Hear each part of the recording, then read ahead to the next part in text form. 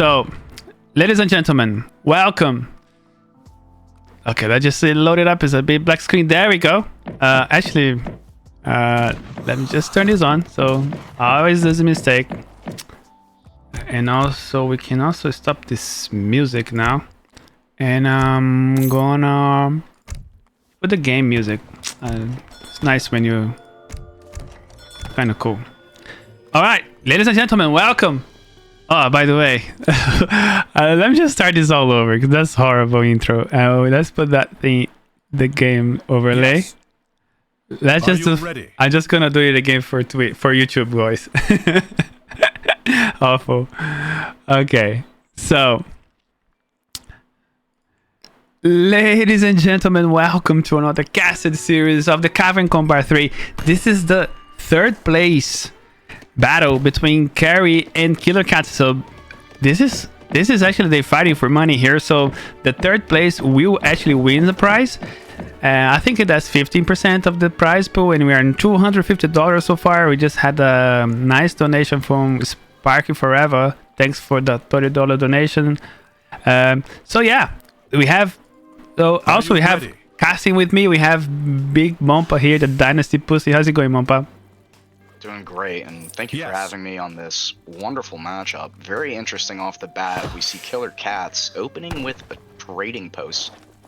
Very nice macro, only chopping over one wood, though he's got this build, it looks like, down to a crisp. Russia opening with a market, using that extra 100 wood. Looks like he's going to be mining for hunting dogs, and will get himself a nice reduced idle time age up in age 1. Yeah, nice. What do you guys think of this matchup? Like, you guys in chat, so everybody can be able to see this on YouTube. So, what do you guys think about this match? We do have some bets. I don't know how you went the predictions. We do have about 10,000 points over predictions. So, let's see who's gonna win. We have the Sun Bros Carey against Killerkatze from Kex. We just saw here nice 80 XP from this two dogs treasure guardians. And Killerkatze is going for 90 food. That's pretty good. That's gonna help his age up time. I think against Russia, you gotta be early up there, otherwise you might face problems. And this might be, I don't know. I think both of the series like to play H2, but don't you think that the longer it goes H2, it favors kind of Russia? I don't know why, but I have a feeling that it is a little bit Russian favor in that sense. If Russia can. Because Brits needs to stay in H2 for so long, and sometimes it can favor Russia in that sense, because they just can mass so much, and then they take map control, and then if they cannot take their forward base, it's going to be a really struggle for the British, because they need a lot of food. But so does the Russians, right? But they do have the forward blockhouse, which is so hard to take down. I don't know who is favored here. It is interesting, the dynamic of, do you stay longer age 2, but at the same time, the reason Russia gets good in late age 2 is because they scale. But let's not forget, Brit's one of the best scaling civilizations in age 2, and we see Katz going for Virginia Company, so he's got his trading post to compensate for the XP deficit that he'll be getting when he goes for VC, sending out some villagers to herd. Looking around the map, so I think it'll be interesting. 2 Russian forward villagers. Oh, that's a mistake. You don't want to shoot the forward hunt, because that'll indicate, I think this is a good idea that the blockhouse is going to be in that middle choke. That's typically where it's going to be if you're doing a forward base. But, yeah, don't want to shoot the forward herd, because it'll notify if Katz is scouted there, which he has, where those 2 forward villagers are, and where to set up his defenses. Right. But I guess, nonetheless, it would be sort of... Oh, he hasn't heard here. He hasn't heard on that, so he hasn't seen it. But at the same time, it wouldn't really matter if you actually see, well, it would automatically indicate that he will be doing a forward base, but that's kind of standard procedure, sort of, like, so he's already expected. But he just misses it. He just misses it. Oh. That is unfortunate, because you normally would expect the FB to be middle choke there, so just missing it. I think he can still expect that he is going to be rushed, but, that is a big deal. That's true. Everyone was going to go for military. There you go. Five Cossacks. I think that's pretty standard. We do have the tower somewhere. The outpost is here. I gotta pause. I hope they don't crash this time. I like when they put like the way, like, remember like Mr. Merlin games when he was very strategically placing his outposts very between buildings. That really makes me think how you should place your outposts defensively. That does help a lot. An outpost against Russia is a big deal. So if you have like houses here, that would be amazing. Because that really puts like a... You have to get the houses first before you can actually get to the outpost. So there we go, a defensive barracks. So expecting that pressure. We're going for other hunts here in the back and another hunt over here. So he's gonna have plenty of food to the initial engagements. We got Vlad the Impaler against Buck the Tim Wolf and Captain Jack Sparrow. Oh, interesting. There we go, the Cossacks on the field. Site placement with these houses. He's going to be able to see those Cossacks coming in nice and early. But looks like he's going to be able to pick off one, probably two villagers with these Cossacks. Yeah, nice split there. Well done. Don't need 5 Cossacks to kill one villager far away from the TC, but getting the Explorer, nice 45 XP, getting some pikes out. So maybe we'll be seeing some longbow pike. Okay, still have a shipment to be sent. So he might... yeah. Oh, there we go, the backs are on the job. So the musketeers getting fired by the outposts, they decide to come back. I love how when they get shot, they move their shoulder like it really hurts. Okay, the Strela's been sent as well. I wonder what's gonna send here, the British. That's why I'm gonna keep my vision over here for a while. I don't know, he's doing a lot of pikes. A lot of pikes. That's yeah. Okay, sending the 6 musks, so that's cool. We're getting now steel traps for the Russians. Some interesting macro. That's a lot of vills on coin. I don't know if he needs that now that he has steel traps, and he's got to be careful. He's going to lose a vill there. Oh, nice job. Yeah, he needs more people on coin. I mean, we're gonna lose a couple of vills here. Artillery foundry coming in. That is, we're gonna see some Grens. I think so. I think that's gonna go up. That's gonna go up. There's a lot of Strelets though here, and he overdid on the pikes. Where are they? There. We got some 2 idols here. He's sending the pikes here, but there are a couple of musketeers over there. The Strelets are going down. He needs to pull the villagers out of the TC. I mean, look at that idle time that he's doing. 24. That's crazy amount right now. Pikes are out of position, musks are in melee mode, but, you know, Cossacks are just going to walk away and he's going to lose all those musks. And Cossacks are still up. Probably going to lose that trading post as well, so he's going to lose some tempo from that in terms of cards. Yeah, that looks pretty good for the Russians here.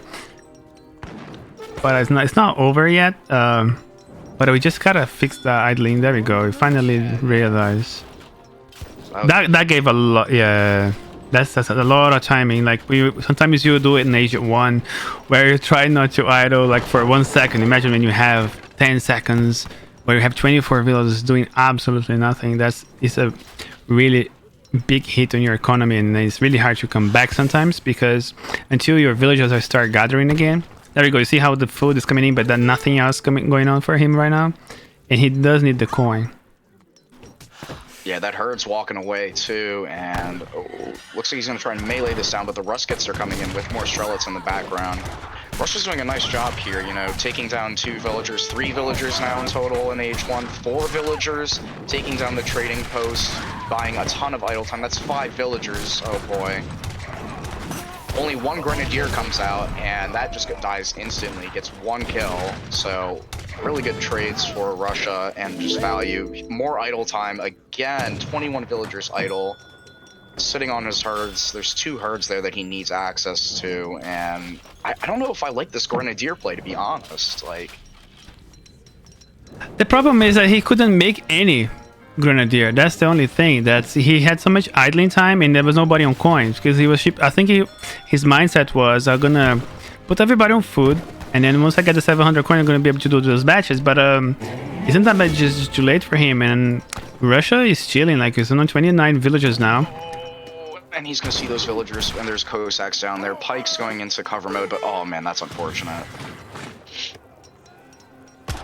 Yeah, the Pikes haven't really done anything. They haven't really killed many Cossacks, and it's just a problem. More Ruskets coming around the backside to trade. Good snare here. Yeah. He's gonna need these Grens to clean this up, otherwise he's absolutely toast. And Russia is able to age, and that's gonna be absolutely horrible. Yeah. Is he going up? What is he going up with? The Exiled Prince, I would assume?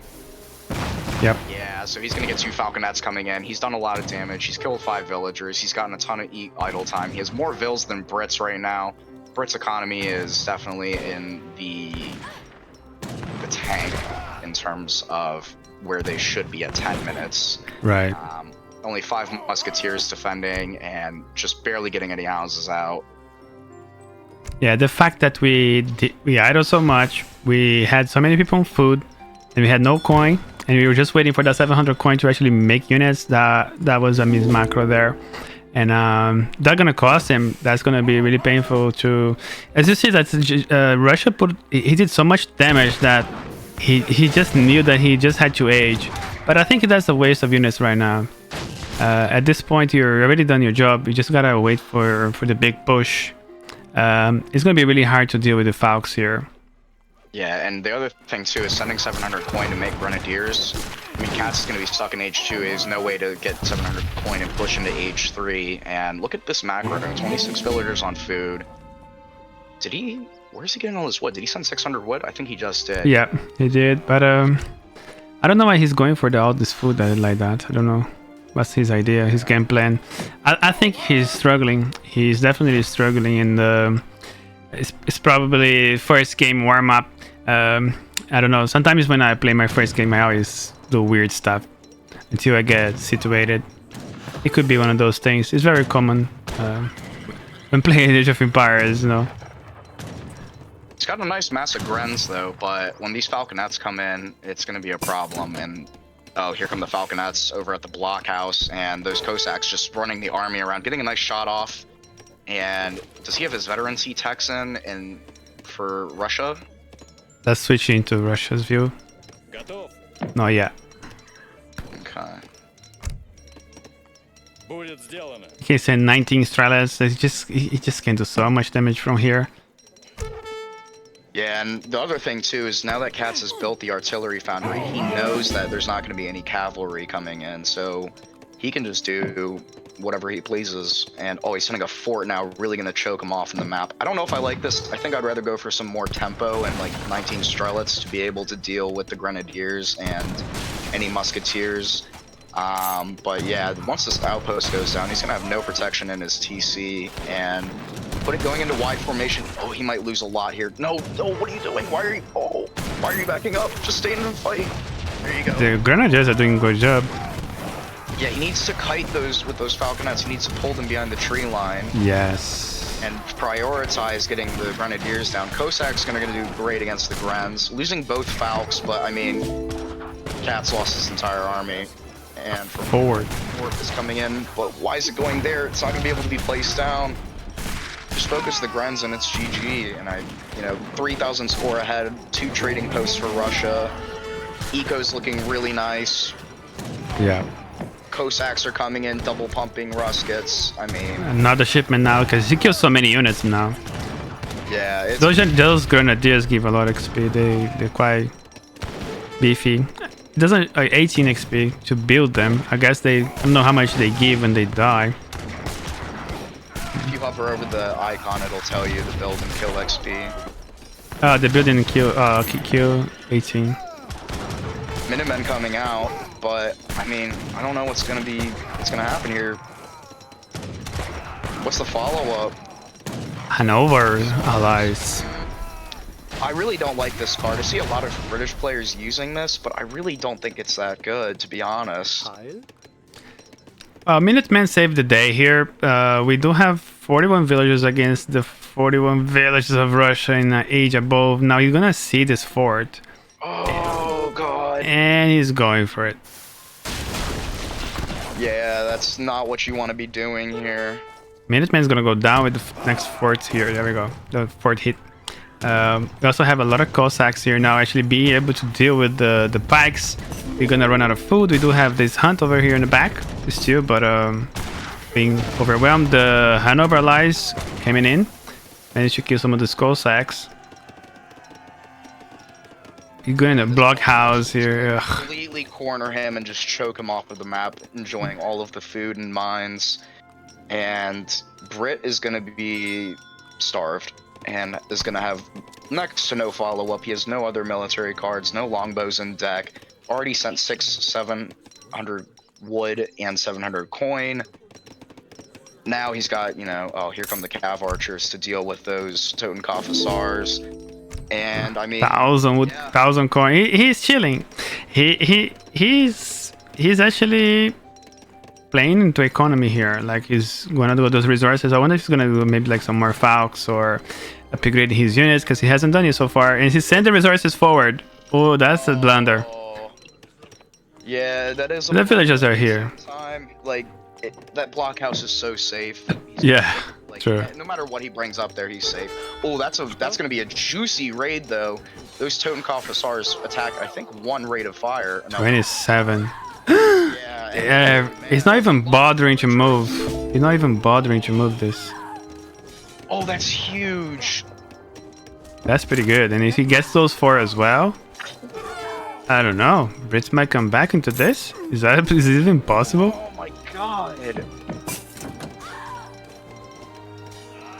That's huge. He realized it now. Wow. Gosh. 34 villages against 42. But it's just so much ahead with the TPs, and upgrading this would be huge for him as well. The Brits now getting steel traps very late in the game. Yeah, steel traps for only, you know, a couple of herds left, Oops. but he's gonna catch these Totenkopf Hussars out, and He's gonna lose more 3 villas on the process as well. he might, but oh man, I feel like he's just getting out APM'd right now, and we've seen Cats do this where he just runs around with a couple of Cav units or shock infantry raids and gets his way back into the game. But you know, once those Husks go down, not gonna be much he can do otherwise. It looks like he might be able to age, which is very, very surprising. I don't Got that hunt here. food. Yeah, just barely any food left in base. He's gonna need to push. Russia building another TC on that corner mine there near his base, and my goodness. Once he gets that second TC up, if he starts pumping out, it's gonna be over.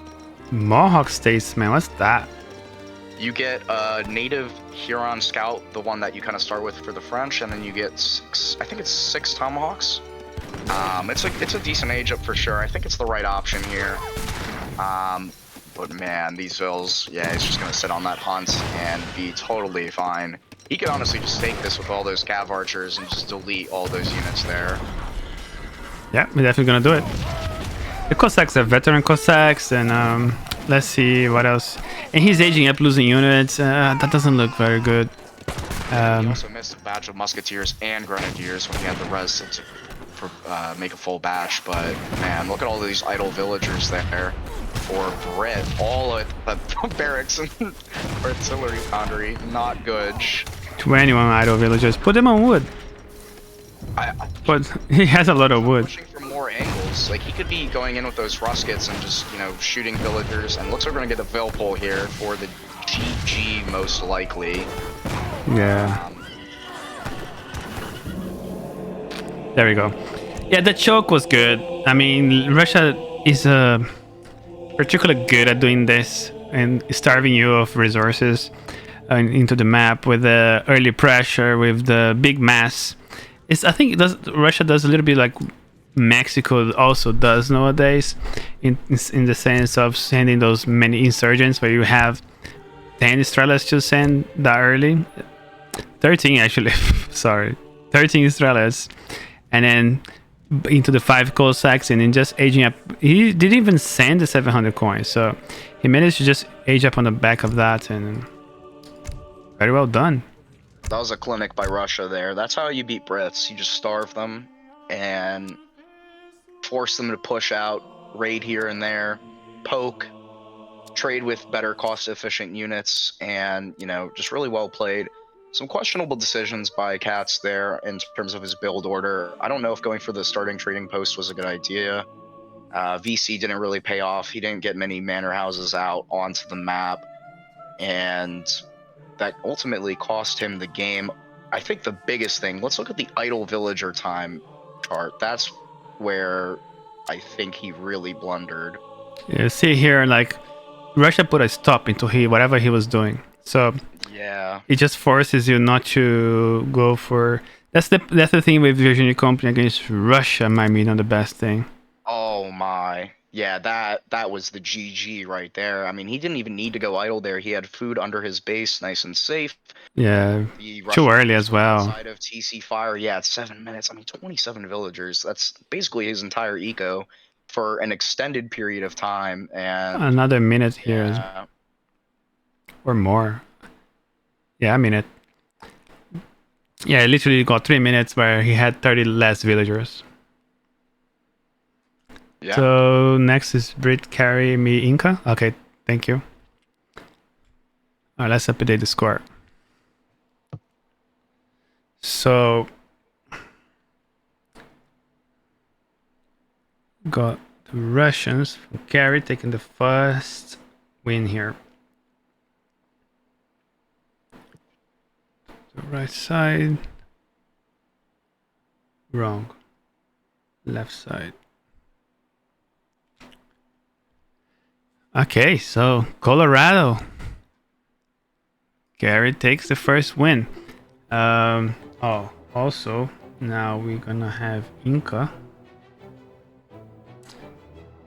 Everybody's favorite Civ.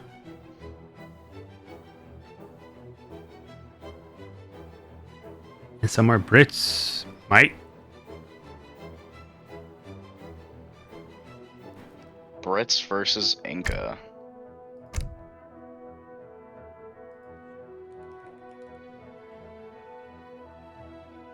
I'll wait for the bets when the game starts. When I start casting, then you start the bets. I think that would be nicer, guys. You give like a 5 minutes once the game is in.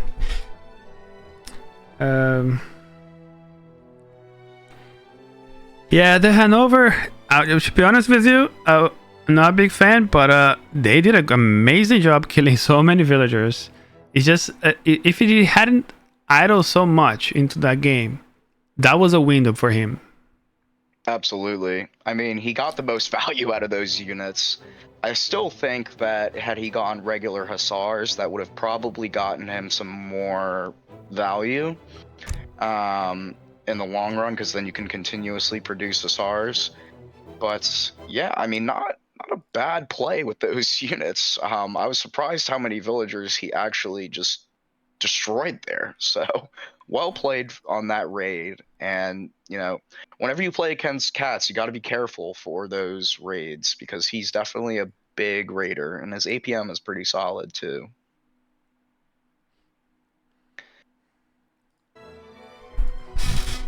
So the next map, Balkan Mountains. This map is quite large. This map opens like so many strategies. They have nice natives with the Europeans. It has those towers in the middle. Can help if you put a forward base there. So you just get a free outpost. And by the way, that outpost gives experience. I don't know if you know that. Yeah, it's really nice. Gives you line of sight, you know, put some buildings next to it to secure the tower so that it doesn't get taken over by your opponent. Gold mines in the middle of the map. I do like the Fanar and the... what's the other one? The one that gives you the Magyar Hussars. I forget the name of it. But Krabi will know. Krabi knows natives. very safe trading posts as well to get stagecoach behind your base. Yeah, this is a great map that they've added into the game. I have a lot of fun playing games here. He's asking which natives give you Maya Hussars.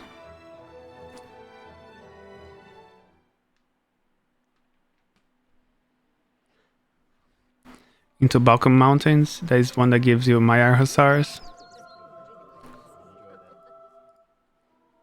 Is it? So you have House of Fanar. Yes, that one. House of Habsburg. That's a really nice trading post that you can get. The mountain troopers and the mounted infantry, or excuse me, the line infantry and mounted troopers they're fun to play around with. Some decent techs in there. There's one that grants you a random shipment. One gives you a grenadier with all of your extra shipments. The House of Fanar gives you the Greek Revolution ability, which spawns like 8 musketeers. I think it's pretty solid. So we had Carey win in the last game, so let's start with Carey here. Are you ready to cast the second game? So I'm gonna let Mr. Mompa open it up for us. So Mompa, let's go. All right, welcome to round number 2 in this 3rd place event for the Cavern Combat on Balkan Mountains. In the color red in the north of the map, we have Carey from Sunbros spawning as the British. And in the south side of the map, Killerkatze from Kex, in the color blue, spawning as the Incans. Now, this map offers a lot of diverse strategies and options for both players. Very excited to see what each player ends up doing in this matchup. We see Katz opening with a Concha House, getting himself a nice treasure off the bat. Carey going for a trading post right off the bat. Could be a good option, considering how safe it is to get early stage coach. 100%. Yeah. Also, this map is so safe to have this trading post on the back. Not only you can go into this matchup, since Inca might be booming himself, it's completely fine to go for Virginia Company with Brits here. It just works. I would definitely do Virginia Company here. Then I would like focusing on getting that upgraded and get the second CP just straight after. And I would do actually the same for Inca, but I think Inca they tend to prefer the country houses. Yeah, there we go. Opening with the community plaza, put in your llama there, and then you can actually toggle into wood. For some reason, there's no option for that. Is that something you? Upon the second age. Oh, okay, there we go. But yeah, he's getting some juicy XP from that llama, and right. Yeah. There we go. So you were talking about this earlier, like the city towers. They're very a good placement for a forward base. So if you have like your barracks here, until that barracks goes down, you're gonna have possession of the city tower. If you actually destroy the guardians in you, because otherwise, let's say you kill these guardians, you get access to the city tower, and someone comes with an army, and then whoever is closest by will just takes control of the city tower. But if you have a barracks here, then until that barracks goes down, that still belongs to you. So it's just basically a free outpost that gives you experience at the same time. So it's quite nice. Let me see if it says that it gives experience here. That doesn't. It 0.5 on the description at the. Oh, here. Yes. 0.5 XP. Nice. There we go. It's really important to get those on this map, not only for line of sight and not only to protect your forward base, but for a forward shipment point, so that you can save time from going all the way from your base to your opponent's base. Really nice. Oh, they give you a shipment point as well? Yes, it is a shipment point. So oh, I didn't know that. Shipments there. Oh, that's even better. On this map is that there's so many human treasure guardians. I mean, look, Katz already has 2 marauding musketeers, which are going to be really nice for scouting, taking some of the bigger treasures on this map, and that'll definitely help his age 1. So he's aging up with the chief. Very nice. And let's talk about the British deck. I think that's going to be. Oh, he went for the TP one instead. I think that one gives you more experience. Is that what it does? So it arrives quickly, and it gives you a trading post wagon, but the important thing with Greenwich time is that it increases the technology research rate, and it also increases the speed of your age ups. So having that in age 1, aging 1, 2, 3, and 4, he's going to be aging up a lot faster than he normally would. And so I think on this map, it's not a bad shout, honestly, because as we mentioned, the trading posts are incredibly safe, and it's going to give him benefit throughout the game. What do you mean improves trading post politician? What does it mean? So if you have one trading post, it speeds your age up time by 20%. It's not exponential. So if you get a second one, it's not 40%. I forget the percentages. But regardless, having any trading post will improve your age of time, and you're researching tax at the market or anywhere else. So very nice card. What do you mean? Makes your market better? So if I research hunting dogs and I have a trading post, my research time for the tech will I see. That's sick. Oh, it comes faster. Okay, that's interesting. It's not a major thing, but it's okay. There we go. So no sign of upgrades just yet, but we do not have the idea. So his idea is not going for Virginia Company, but actually going for the Greenwich time, and have those upgrades instead. We do have sort of maybe like some early military, or he's gonna go for some funky FF. What do you think what's this going for here? I'm not sure. I think he's gonna go for stagecoach and get manners down. I think that's probably the safe option. I mean, with Inca, you know that they're gonna be booming too to some extent, or rushing, but you know, I think on the size of this map, it's probably just a good idea to go greedy, in my opinion. But you know, either way, you can do whatever. Where did he put his tower with the governor age up? In base, yeah. So he's gonna be pretty safe. He's getting some musketeers out, getting a full batch of 5, and now he's getting stagecoach as well. So he's gonna be looking pretty good. Killerkatze shipping the 2 war huts. Looks like he's placing those in base as well. So both players playing fairly defensively. Gonna be curious to see who goes out to the middle of the map first. Ready. Look at the skin, the exploder. Yes. That is a very fire skin. Look at that musket, my man. Okay, we got some towers over here. Oh, going for the houses. He's not overly chopping wood though. He's that's why I'm sort of getting a bit strange by this, because normally you see Brits chopping a lot of when they normally don't go for wood chopping, they normally have a forward basing and stuff. Yeah, I think don't see none of that. In the 700 wood, he'll be fine getting out enough houses, keeping military production up while, you know, still having a decent boom to it. So yeah, it's I think this is a solid build. Cat's going for both the native TPs. Very, very interesting. I know he's a big native enjoyer, but with Inca and their war chief buffing all native units, that's going to be really nice for him. He also has stagecoach. Both of those TPs are on wood. So we'll see if he's just using those to get the native big buttons, or if he's going to make plays with the native units themselves. He's got a handful of conchas. He's got, it looks like, 8. So pretty solid. Yeah, that's a very interesting take on the natives. Dumbos. Also 2 wire huts. Sending the crunch of brewing. So still very boomy. We have 11 conchas already so far. Let's see what this text does. Let's see once this get built up. So this one, range infantry inflicts more damage, particularly the F zones. Ships 2 Aethys monastery wagons that can be placed into the mine to.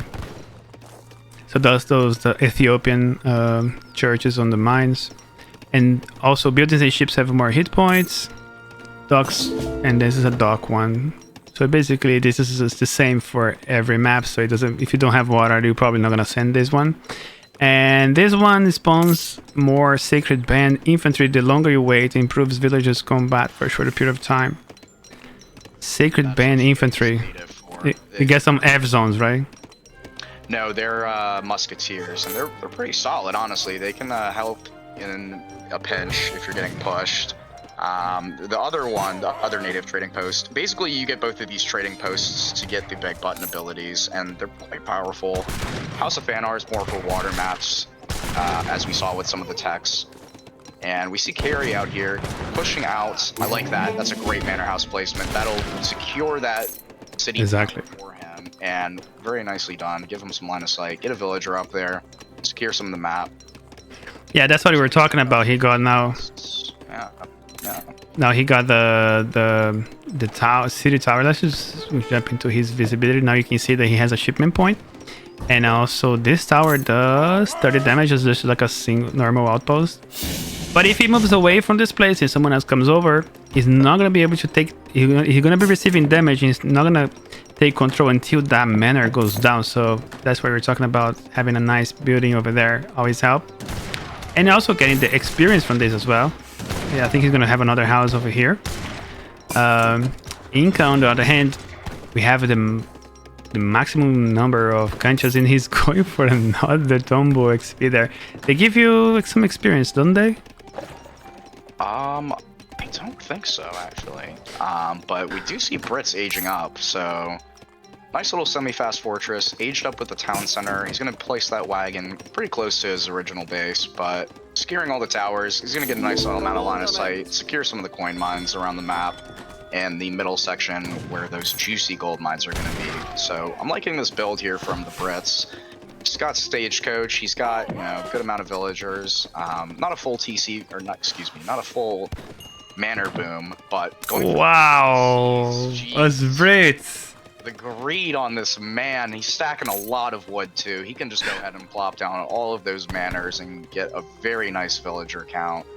And it's going to be quite interesting. I would have liked to maybe see with his next shipment 2 falconettes, because it's hard for Inca in the second age. I mean, granted they have chimus, but with that amount of musks, he should be able to defend his falconettes quite nicely. And you want to get value out of those before Harakas come out onto the field.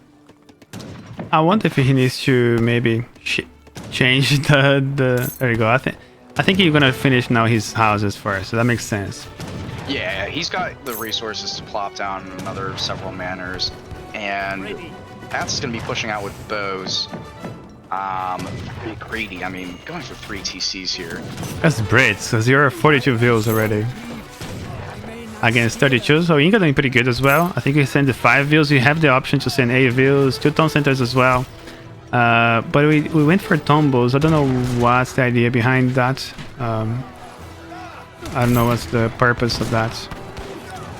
Cat's sneaking in the age up as well. I would like to see him maybe back up and get those upgrades in before he goes. And here comes the Radetzky March. And Magyar Hussar is going to be coming in from the nearest trading post there. And that could be nice, but granted, there's a lot of anti-cav in the amount of musketeers. Minutemen getting called. And yeah, I mean, he's going to be pushed back, securing this town center. Very nicely done. But yeah, it's not really a trade you want to take with all those jungle bowmen going against musketeers. He's going to need something else than just pure musk to deal with this composition of Inca. And calling the big button from the town center again, getting more plumed spearmen out, shipping the Toon Town Center card. I think he's identified that with that forward TC that he's going to be booming him being Carey. But taking down those other Tambos, getting 100 XP from it, very nice. You got Chasky there, getting some visibility there. So now we got veteran musks. Let me see what he's up to. There we go, the falconets coming in. Oh, he's making falcons. Now, for anybody wondering, with the Harakas, 2 falconets, not enough. It's similar to playing against Abyss guns. 4 or 5 falconets, then Harakas are going to have some trouble dealing with all of that. Normally you don't want to destroy manor houses. In this case, I think that's a wise decision to destroy that one so that you get the city tower under your command. And he's going to be able to have that as a shipment point and also deny some further line of sight. Raiding with the marauding musketeer. It's going to do no damage with the negative multiplier. It forced an outpost. Okay, the falconets. Brits, man, what is he gonna use with all this food? Making hussars, triple TC production. I like it. Maybe he needs to 70 villagers, brother. Yeah, that's crazy. He's gonna need a lot of wood to transition because all the food is over here is literally on the other side of the map. He needs to sort of either start herding that in, or you're gonna have to transition into mills. He's going for berries now. He's on 70 villages, just a big amount of villagers at this time. That's really, really incredible. Plus, the TP just counterbalanced the TP from Inca as well, so he sort of cannot count that in because both of them have that. But we are on 43 over here, so you're literally almost twice as many villagers. We do have a big scary mass here of pikes. 32 pikes and 21 junk bow. That's a lot of pikes. Also got some of those 10 veteran F zones as well from the Hanover Allies. Yeah, getting Boyars as well. He's going to be able to do... He's going to have quite a scary mass. And yeah, I mean, what is the answer from Brits? I mean, he has the eco, but he's going to need to transition soon. He needs to go onto the left side of the map as well to get those hunts near those unclaimed towers on the left side in the middle. But he's not pushing, he's just kind of, you know, chilling. And the last thing you want to do with this villager lead is kind of let Inca get into the game with just a mass and only 2 falconets. I mean... I don't know. I wouldn't really push Inca right now because it's mid-game now. You really need a big mass. You're almost like full max villagers. Even though, like... because he went very boomy, right? He went with 3 town centers. So he might not have enough mass here to push Inca. That's the problem. And he hasn't scouted this yet. He doesn't know he might have a bunch of Chimus and can actually go into those falconets. Or even Huraka, right? So once the Huraka goes, you're just gonna have musketeers against longbowmen and some Chimus, and this can go down very, very quickly.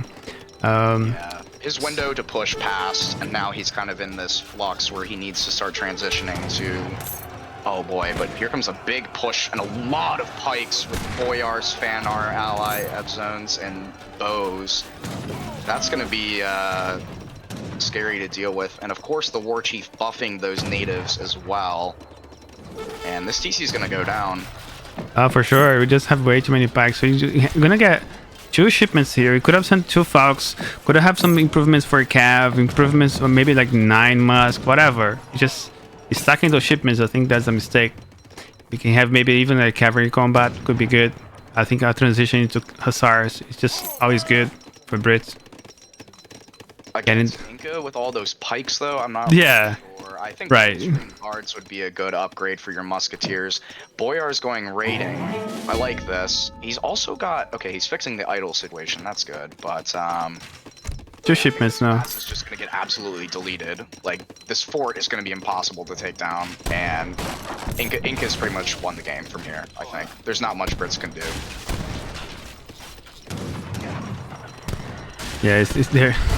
I really think it's GG at this point. He had his timing to push, and he was very indecisive. And Inca's going up to the industrial age, so, I mean... He's going to be able to ship, what, probably, if he has the card, 22 Hurakas and increases their line of sight and range. He's going to be pushing into war huts and just, oh man. Doesn't have the Huraka card, you're saying. But he has 16 Chimu runners, 12 Vills. Well, it's okay to lose a fort, I guess. It's just such a good placement. It's a shame he didn't know Huraka so far. Also having a lot of wood. I think that's only the wood that he was gathering from the TP. That's why this is so good. Yeah, and he's gonna need to get the upgrades too, so he's just biding his time, building another fort. Those forts are so cheap and so effective. Are they cheap? Yeah, they're pretty cheap if you hover over it. I think it's like 350, 350. Yeah, okay. It's really powerful. Put units inside of it, making it stronger, like more attack, and yeah. I mean, the disrespect putting a fort just where the other one was just destroyed. Well, yeah, you can make 2 forts, or maybe even 3. I think it's 2 with Inca, but those forts are really powerful, and you don't want to be caught in this point in the game against Inca. Let's see what Brit's up to. So, Brit's in the cavalry combat. Oh, right at the top. Those Boyars being really pesky and killing a lot of villagers. Yeah, really nice. Yeah, it's a big cleanup right there. Boyars have a faster attack speed as well. Making more falconets. He should have been doing this a while ago. Yes. There's so many units pushing into this. And aged up with the priestesses, and those are going to be really nice to go onto the community plaza, give him a nice buff for whatever he wants. XP, attack, wood, you name it. Chimu's coming out now, and Man, 67 fails. He's catching up. He's got the Radetzky March. He can get another Magyar Hussar. And, oh boy. Yeah.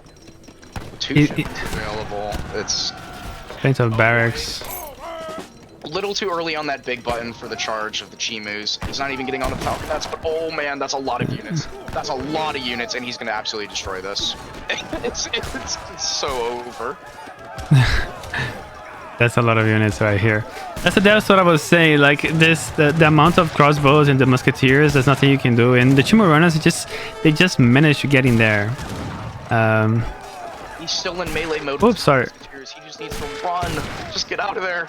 Oh, he's so dead. Yeah, I mean, he could have easily taken all of that, but just playing it safe, you know. We got a lot of villagers. We have 62. I think we got like 20 villagers. Wow. Carey did. I think he was on 80, if I'm not mistaken. No, he's on 62. No, the Brits were on 80. He was on 60-ish. But yeah, a lot of idle time here. My goodness. Brits stacking an insane amount of wood. What is all this wood? My gosh, that's a lot of wood. Upgrades, yeah. Both players going into age 4. Sheesh. We got a drill now, so for the mills. Okay, so I think that's Inca's time to push now. I think delaying here is just gonna give British the edge that he needs. He has the economy behind this. He's already transitioning as well, also having arsenal, falconets, even a pub here. I'm gonna say a pub because it's the British. But yeah, that's giving a window to Brits, because once they get like very strong musketeers, they can have like let's see, those rockets. That's gonna be hard to deal with. And now we're getting 4 Falks. I haven't seen any Huraka from the Inca player. Yeah, curious decision not making Hurakas, but oh my goodness, 3 Magyar Hussars. And he's still on increase, like he's now with the priestesses. How's it called? This one called? Fertility dance. Hmm. Improves spawn rates for harvest ceremony. Yeah, for all units. So villagers and military production, he's gonna get units out really quickly. He's just gonna get to 99 vills and then be chilling. Second fort in. So is he upgrading his units? So you got elite ones here. That's natives as well. That's the sacred band one. Yeah, he needs those champion upgrades, and he's been in the 4th age for quite some time now. You'd expect him to maybe get those upgrades in. So he's sending this one is to make the units move faster, but he's not really. I don't know. I don't know if I like what he's up to. It looks like he was going to age 5 at some point. I think he should go for heavy fortifications, considering those forts and war huts there. Like, he's gonna get a lot of value out of that, and he's gonna buy himself time to do what he wants. This feels like it's gonna be a long game here, so strap in. I don't know why. And upgrades, they're so cheap for natives. Like, you gotta do it. You have to do it. 600 res, that's so cheap. Let's wow. look at the British and see if he's got his upgrades in. Scores are very tight, but Carey moving ahead now into the lead. Oh, there, redcoats, musketeers. Look how good they look. Oh, and he's got the King's Lifeguard Hussars. Oh, man. Oh, boy. But it looks like he's fully transitioned onto... Oh, he also has the train for stagecoach upgrade. Oh, look at that train. That's beautiful. Very nice. Does he have a states down? I think he still has some mines available to him. Yeah, you see him on the middle of the map going onto those gold mines. Gonna buy him time to transition very nicely. Great economy. Got 2 factories in. And that one would be nice for him. yeah, the native upgrades would be good. He is getting the other native right now, but man, that amount of Hussars and Falconets with no Hurakas and very small, massive Chimus. Unupgraded Chimus. Yeah. It's overpopped and he doesn't have anything to take down those Falconets. I think he overdid on the pikes. I mean, way too many pikes. That's 48 pikes, bro. What is this? I mean, those pikes are really good, though, to be honest. Right, but against musks. Yeah, I mean, Bikes can't shoot on the yeah on the when you go over mass of bikes, a bigger mass of musketeers of the same amount, we just take the bikes down because the musketeers on the back can shoot and the bikes on the front on the back cannot. That's the thing. He needs Shimu runners. He needs to sacrifice those bikes, upgrade those units, and push in. He needs to lose some of the back line of the base as well, so ooh la la. those farms are idled right now. Oh man, this is a really nice push here from the Brits. I mean, There's a lot of Chimus here. what is this counter raiding? Use those on the Falconets. He could have also killed the Vills, not just... Those villagers, that's 45 Chimus. They could just walk in with the big button and just delete that Falconet and you could just clean up. Dude, this... Put them to these guard hussars. They're not even age 3. They don't have their elite tech in. And this TC is gonna go down. Oh my goodness. I can't believe the Hussar is actually winning. Oh my god. He just lost all of the... I mean, you have age 4 hussars versus age 2 Chimus. That's not even gonna be close. Those Falconets are way out of position too. He could have easily picked those up. He needs to be moving those forward with the musketeers. And are those rangers in the back? Yes. Oh man, he's got... Oh jeez, this is gonna... Yeah, I mean, he was in such a good position. He was an age ahead, didn't get any of his techs in, didn't transition, didn't push. I mean... This is a charge tech, right? Yes. Make sure your longbows become rangers, right? Ritz is going age 5 while pushing. Yeah. What a kick in the nuts. Oh boy. With the 5 field guns. Field guns putting in absolute work right now. Both I'm gonna call it. This is GG right here. Yeah, I mean, he does have 30 idle villagers. Cass is going on a huge counter raid again with more Chimus. Oh, he's just base trading at this point. So Took the TC here, but he's over like max pop and he's losing all the conchas. We still have unupgraded Chimus. That's the best chance he has to take those Falks. But what I'm gonna do is use the the woo, what the heck was that? Yeah, so it's the one card that they have. It used to be where your macemen would turn into light cannons. Oh, and Carey revolting the USA! Oh, here we go! What? Your Chimus become guard hussars once you use that card in age 4. So, oh my goodness, this is crazy. Wow, that's insane, bro. This is it. That was sick. Brits into the United States, and all of his vills are gonna be. Oh my goodness. I don't know who's winning anymore. I don't know. Can't. Is this any good? The United States revolt, it's decent, and he's gonna get citizens, and he's gonna get his Continental Army upgrades. So, I mean, he cleaned up most of those R's there, and Oh, they're regulars. revolutionaries. So, really, I don't know. so he's got his. It has a lot of res. Yeah, he's stacking so many reds. He could just be pumping out units right now. Right. I don't know. I think Inca's back. What's going on? He's just standing there. He's not really microing his units. Gatling guns are coming out, but they're in a horrible position. They popped out on the wrong side. And...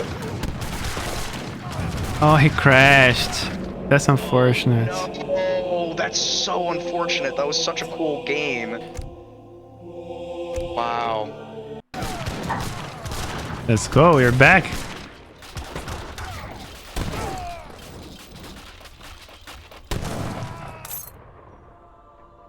Carey retreating from this fort. I agree that just ignoring the fort is probably the best move.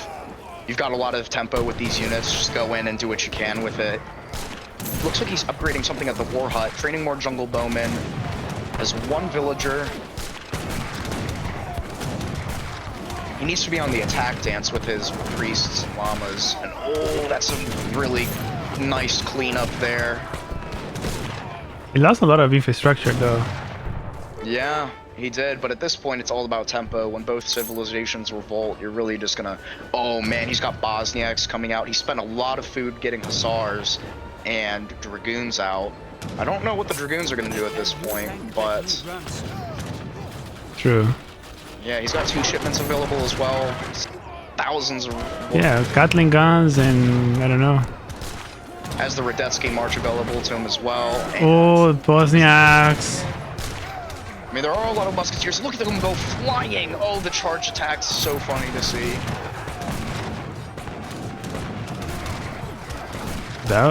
The mass is dwindling here. Yeah, those Bosniaks are putting in work. 4 King Guard Life SARs coming in. That looks so cool. Oh, and he's getting the Grenadiers and from the shipment. Oh my god, he's getting the 16 Grenadiers? Yeah, he should call the 2 big buttons. Oh, he did. Just did, yeah, the Greek Revolution, and Katz calls the GG. Wow. Played. Alright, take it away. Alright, game number 3 of Cavern Combat, 3rd place finale. In the north of the map, we have Germany in the color blue for Carey, and then, of course, on the opposite side, in the south, we have Killerkatze spawning in the color red for the Swedes. Now, this is a really interesting map. You've got the Jesuits, you've got a lot of gold mines on the right, and what are your thoughts on this matchup? I really don't think Sweden has a particularly favorable outcome against Germany. Yeah, the thing is, the problem for Sweden is not even having a good map location.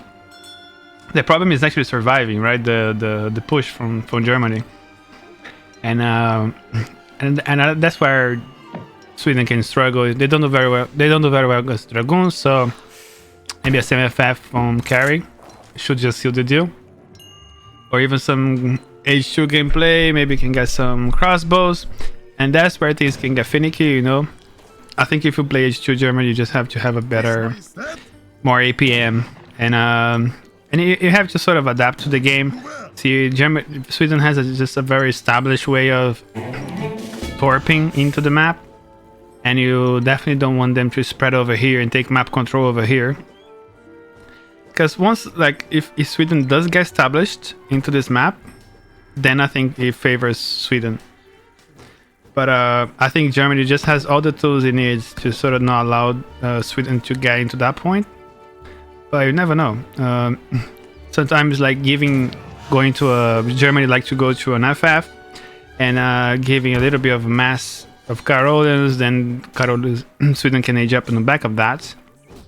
And once they have a little bit of a mass, they can defend themselves. That could be a thing, but I don't know.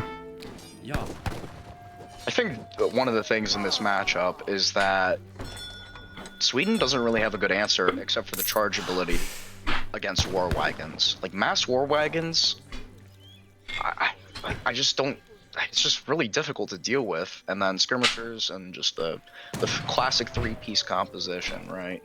Yep. And Karolians don't really do well against heavy cavalry until they get snap block and platoon fire in. But at that same time, that's when Germany gets their... Oh, is this Explorer dead? No, very low hit. Oh, okay, yeah. I thought it was dead for a second. I was like, that's a huge problem for Germany, because they definitely want that Age 1 trading post in transition. Sweden going to be aging here, unless he's going for the logistician. No, okay. He's going... It looks like... The governor. That's the one that I like the most. Some people go for the messenger. It gives you villages and 2 semi-fat cows. But the 2 fat, the cows, normally the people like to kill them at the torps. But if you have a cow that has like 100 food and you kill that at the torp, at the time when the torps consumes that cow, you're probably gonna have 30 decay on that. So it's like 70 food. So probably like 150 food, 2 views. I don't know. I prefer the TP in 200 coin. Allows you to have 0 villagers on coin and produce Karolians like non-stop, and then you give you all the economy, and then later in the game you're just gonna have enough resources by the torps to actually... he actually loses the explorer there. So you're gonna have enough resources to pump Karolians, villages on food and wood, and then you can, with that kind of macro, that's where you'll be able to have Karolians coming in, leather cannons, and all of that. So I don't want to see any villagers on coin here. I think Killerkatze knows this. I think the build order that Shake was doing It's probably one of the best that I've seen so far. Even like from pro players, I think Shake does pretty well. He reached like 2000 just playing that crap. Yeah. So it's probably one of the best build orders I've seen. But Germany aging up with the Quartermaster. Nothing new right there. Yeah, really nice job by Carey shooting that Carib blowgunner and having him get killed by the Treasure Guardian, denying that 45 XP from Sweden, knowing that he was going to lose the Explorer, but also at the same time, you know, good job by Katz getting into a position where his Explorer is going to be down and he's going to spend idle time with his settler wagon having to build that trading post. He has a weird deck. Mercenaries, oh boy. I don't know about Mercs here. Mercs can work. I wish he had the Arquebuses though. Those do shit on Carolians. What is this TP one here? Is that the Carib settle? 2P, the Brazilian one. Oh no, god. 2P are so bad. So what? It doesn't have arrows. All your buildings cost less wood. I don't know how that's gonna help Germany. Oh, that's Sweden. That's for Sweden. His torp's gonna be cheaper. Yeah, but I mean, 20% cheaper. Yes, you do want it. That's 20% less wood, so that's gonna be 10 and 14. Is that 14? No, that's 20%. That's 24. So it's gonna be 28 less wood per torp. Yeah, that's maybe like 115 wood per torp. But you're gonna have to invest 350 res. But then all your other buildings later will be cheaper, so it'll be useful. Jesuits play though. I think that's a really good answer to Germany in the early game. You're gonna get some nice conquistadors out that will be able to do the dragoon role for you early on. He's opening up a pistoleros, trying to get that outpost there. These guys have 24 siege. Pretty good siege. Yeah. So here comes the conquistadors. So how the heck he got conquistadors? Out of this? Jesuit allies on the left side of the map. He has that trading post. Oh, he has this as well. Wow. This is a really good TP. Smokeless gunpowder gives you plus 10% for all gunpowder type units in terms of damage. And the conquistadors themselves, pretty quick dragoons with ranged splash damage as well. They did get nerfed a couple of patches ago. Now, oh god, I really don't like the 2Ps. I mean, look at those units. Look at the firing animation. 80. So bad. How much do they cost? They're cheap. It's just not ideal though. Like, look how poor that firing animation is. Yeah. They don't have loads of multipliers. They in hand attack they do 2 times against Cav. So go melee. Oh, they just killed the Cav. Cavalry, only light cavalry. Oh, light Cav. Yeah. Oh, okay. It's a minus against heavies. Yes. It's very unusual game again from Killerkatze here. I really don't like this play. I mean, he's not even chopping wood for a lot. Yeah, that's what I just like. Yeah, he's sending in blueberries already. He's got a lot of food. Yeah, I prefer to wait a little bit more. He sent ironworks already. I don't hate it, but you should got some berries here. Like, yeah, that's gonna go down, so that's gonna be replenished. That one is already out, sort of. No, 100. I don't completely hate it, the blueberries. I just think he's a bit far behind in economy, I think. But Germany's playing H2, so it's kind of working out for Sweden here. I mean, in terms of natives is absolutely wild to me. They have poor animation, but with crossbows, though, I mean, the animation is definitely going to hurt them. I don't know if it's a fight that you want to be losing all your conquistadors for this. I would have Carolus and conquistadors, it'd be much better, but I think he wants to age on the back of this. I think he's just a distraction to keep him in H2, and he did get the militiaman out, which is very, very good for Sweden. Germany must be aging by back of this. No, he's far away from aging. Oh, that looks very good for Killerkatze now, because he's gonna age on top of this.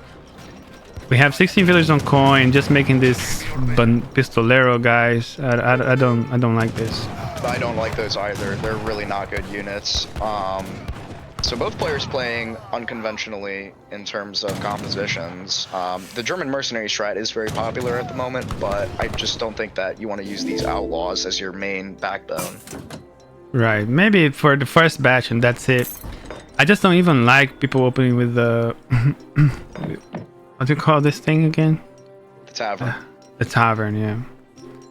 Yeah, because H2 taverns are just not great. You got Comanchero and Pistolero.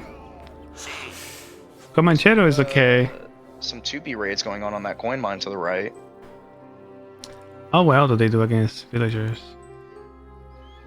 Pretty normal stats. I mean, the major thing is on this map, doing a mercenary strat when you need to have so much coin is going to be very difficult because you have to go to the right side. And Katz knows this, and he's contesting the one mine. I mean, look, that's his second mine. He already used the first mine in his base. He spent 700 coins, so if he just sits on this mine, he's going to completely shut down this mercenary strategy. Oh yeah. And he's taking like all the visibility as well from the coin mines in the back. Exactly. Yeah, he's got the torps. What's his torp population at? It was 120 just in a sec. Still the same because he's aging up on the back of this. He's aging too, yeah. Putting a lot of pressure onto these settler wagons getting food, and he's getting a lot of res too, so I mean, he's looking pretty decent right now. Yeah, since the blueberries now, his food income is just too good. You don't see 2P every day. Yeah. But they just have 80 HP, they just melt. Yeah, the conquistadors are really going to be the thing to carry his army. Like, they're really solid. The rate of fire. They have 1.5 rate of fire, but bad animation, right? Exactly. The thing about conquistadors, I would like to keep them for the Ulens. But I think he's just doing a good job in keeping Carey at this age. Yeah, and he's forced a 3 DOP shipment, and I mean, what are DOPs gonna do against conquistadors? Absolutely nothing. And he sends the coin, he's not gonna be able to age, he's gotta get to that coin mine, and it's so exposed right now. Yeah, he can even siege this trading post, like he's playing from behind now. I guess a very boomy Sweden, probably. Now we go 11 villagers now he realized that he needs to make more torps. That's I think what he has to do is put torps like one in each one of these mines, so he has all the visibility, right? And then he can contest that. Yeah. And he needs to transition into Carolians though. I do like the play of not going too greedy with the torps to put pressure onto Germany and not let them do what they want. Right. You have to do some damage in H2 against Germany, otherwise they send the FF, get up, and then you fall behind. Right. He's done a really nice job with this. He's getting the eco up and, you know, just doing a very balanced build.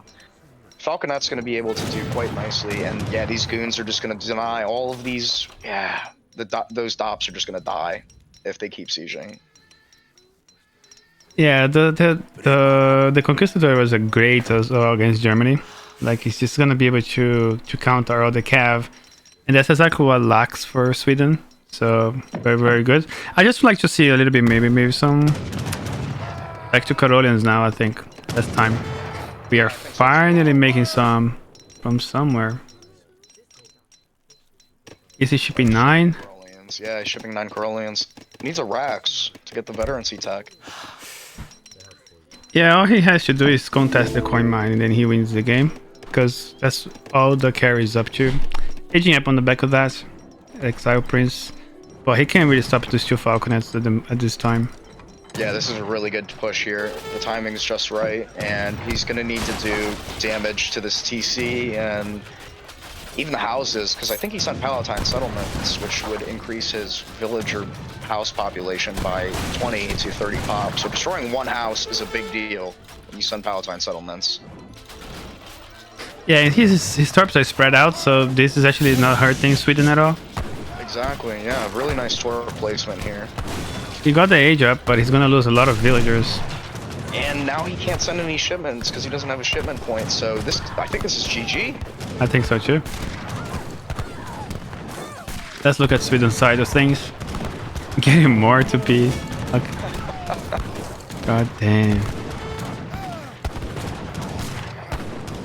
I mean, these guys are playing like out of the box Yeah. gameplays. This type of gameplay, honestly, just so creative. Yeah, I love it. Very well played. That was a really interesting match. But yeah, there you go. So now we had Killerkatze having a win, and now Killerkatze gonna play Ethiopia, guys. So you're ready to start streaming. So let's get this party started. We have Killerkatze here, the winner for the previous match. He was playing Sweden. Now he's gonna play Ethiopia here into Mongolia. So it's a very interesting map. We do have a lot of trade line here on the top side of the map. We do have a lot of animals. Those yaks, they have a lot of food, so definitely something you want to go for with that extra Mongol scout that you get out of the bots. And as a counter pick of that, you're gonna have Mexico here on the other side. What do you think about this matchup, Pom? Yeah, really interesting. I've actually never seen this matchup before, and I've never played this matchup myself. True. Civilizations Same. have seen a lot of change, especially with the last patch. And so I'm kind of curious to see how Ethiopia... I mean, there's so many options, right? You know, Gaskenya, they can do their natives, they can do Expo Pike, which got nerfed. I know Katz is a huge Expo Ethiopia enjoyer. But Mexico, again, at the same time, very versatile, as we know, with their revolts, their different, you know, flavors that they can do. So really curious to see how this one plays out. Yeah, especially now you're going to the DE department. This is a very good map for Ethiopia, by the way, because of the yaks, right? They can put that onto the market and they become livestock, and the livestock does give them influence, where Ethiopia doesn't get cattle like Hausa does. So this is huge for him, and you can use that for experience and let them fatten and consume them for food or for wood or for coin as well. You can do whatever. The only thing that you cannot sell them for food, but you can, if you need the food. I don't think you need, because there's so many hunts everywhere, but you can also eat them. It's something that we always forget. And yeah, not many cows on this side. We haven't explored the map very well. Oh, you do actually. Gas 4 here. Plus a cow. And that could be good as well for Mexico, because they can put that into their hacienda. And that improves their trickle, right? That's interesting. Very good picks from both of these guys. I agree. They both fought ahead on this map, and to be honest, going north. Yeah. What is he doing here? Uh oh. Buddy, where are we going? I think we are looking for a top north base into TP control. Why would you do that though? What is this placement? I don't know. No sense. If he loses this, it's gonna be a nightmare for him. What? He's not going down because the livestock are on it. He needs to move them for the hacienda to build. There we go. Okay.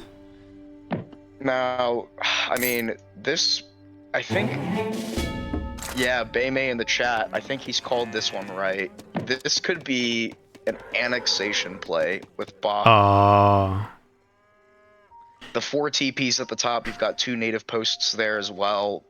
So, and if you're Ethiopia, right, and your forward base isn't near those TPs, getting all the way up there is going to be a problem. The thing is, though, right, there's 4 trading posts and 4 native posts.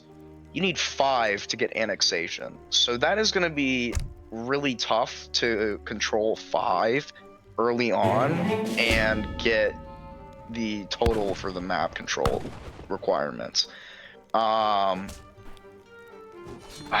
just don't know. Like, I feel like it would have been a better idea to put the hacienda in the middle on the 2 gold mines there, and there's also 2 hunts at the south. He's pikes out insurgents and just go rush them with those. And he's building a monastery. I do like that placement. You get huge line of sight from the Mountain Monastery. So He's gonna get another monastery as well, yeah, when he ages up. yeah, he's probably gonna put that down towards the middle, which is where I would probably put it. But I just am so confused why that's the placement for the hacienda. Like, it just doesn't make sense. Yeah, we'll put it over here if you really want to do that kind of crap. Yeah, if you're gonna go try and defend the TP lines, put it forward. Yeah, it's a very odd location, not gonna lie, but let's look at this guy's stack. So I think he shipped this one as well. Oh no, this is not a good build. That's not what you want to be doing. It takes so long to get the haciendas out and then into the cuatreros or whatever. I mean, he's just gonna give Cats so much time and be able to prepare to stop this from happening. So he's not getting more villagers. Yeah, I don't like this build right now.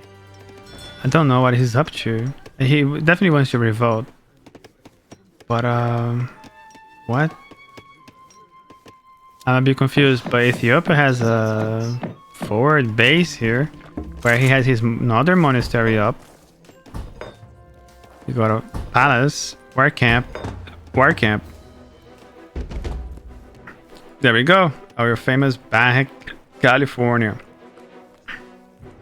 And the minute that he goes into Baja, he barely needs this TC anymore, because he can sort of, as long as if he can control these points, but he can just win the game, right? But he's gonna need the extra ones though. Yeah, and it's tough to say whether you should go for the natives or the other trading posts for the experience and then potentially into stagecoach. But the way that his hacienda and forward base is placed, he's not going to be able to defend those trading posts as easily on that linear line. So very interesting. Gasquenia's coming out. Yeah, the Gasquenias will do fine here. Pretty strong DE musketeers. So You got the archers as well. The Gasquenia will be okay, but not against bandidos. yeah, I mean that's very true. But Shottles will be answer to that. They absolutely destroyed infantry. The thing is, his town center will be very vulnerable because he has no villagers to put inside the town center. We got game pause. If I'm Cats, I'm not destroying this TC. I'm ignoring that and going straight for the trading post line. You see on the map that he has 4 TPs. You probably know what's coming next, right? And I mean, yes, you get a lot of XP and you deny the shipment point from there, but is that really what you want to be doing? Does that accomplish? Does that reach the win condition for you, which is destroying the TPs and stopping the annexation? I don't think it does. I think it's good to take it down because that's where it comes like it's a shipment point. And another thing is like that's why if you want to do something funky and come back from Baja California, that you need a town center. But with 4 TPs, he can do anything. He can have wood, coin, food. So oh, he didn't upgrade this. That's a blunder. You can upgrade them in Baja. You can get stagecoach with this. Really? Mm-hmm. And he has villagers again, so yeah. And I mean, he doesn't really need the TC because the haciendas are also shipment points, so it really doesn't do anything to take it down. It just He has 8 villagers. Wow. Yeah. Yeah.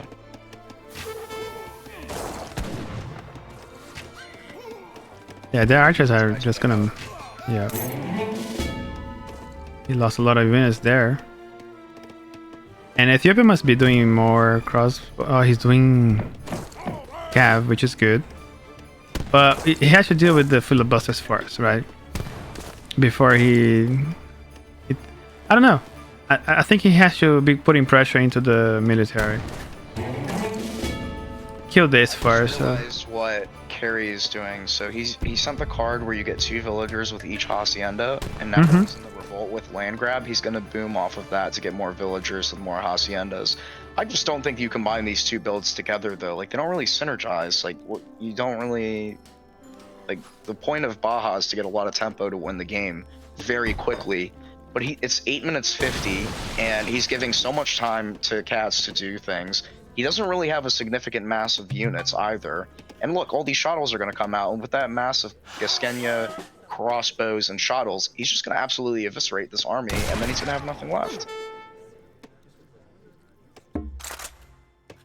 Yeah, let's see if he's upgrading that. Not yet.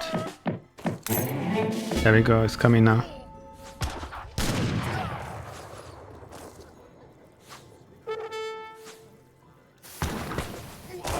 Yeah, he's doing something different. I'm not gonna lie, this is not what I've seen people doing Baja before. It's something completely different.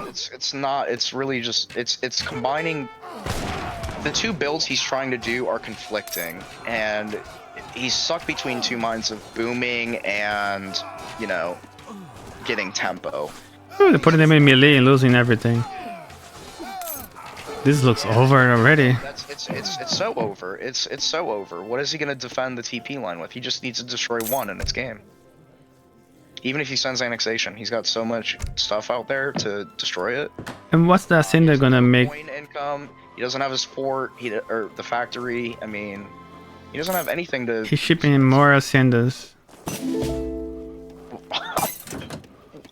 Now he's got villagers out of them, no? Or not?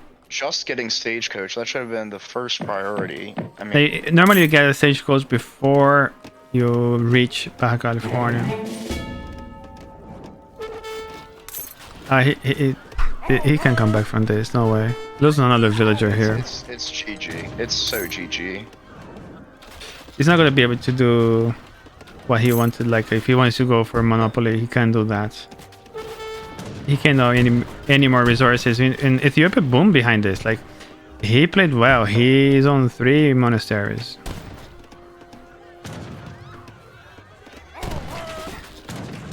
And you can run away because you got hotels here.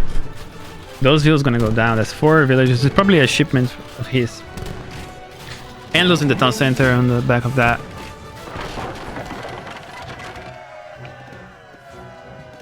Yeah, I mean, I'm genuinely confused. Like in terms of build theory, what was he trying to accomplish with this build? What was his win condition? Baja has very specific win conditions, and it's either pushing in with a lot of units very early or getting annexation. Those are really the most viable ways to win with Baja. This is something that you might do with Central America, getting more haciendas and villagers and then pushing, but you can't have it both ways, really. And I mean, those banditos are, you know, just gonna die to shuttles. Very, very true. It says commercial units and they don't do very well against. They got negative multipliers against them.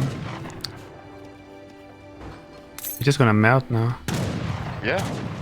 Wow, he's running away for some reason. That's the time to push. Yeah, he doesn't need to push. Yeah, he can just do what he wants over here and then come in with the rest of his army. Yeah, definitely he's chilling. Whatever he does, he wins. I mean, think of how much time it took for him to chop all that wood to get 13 villagers, and he only has 6 now. He could have been, you know, it just is a little baffling that this is the strategy that he decided to do. Right. Take down the cantina and he's in big trouble. Or even the factory.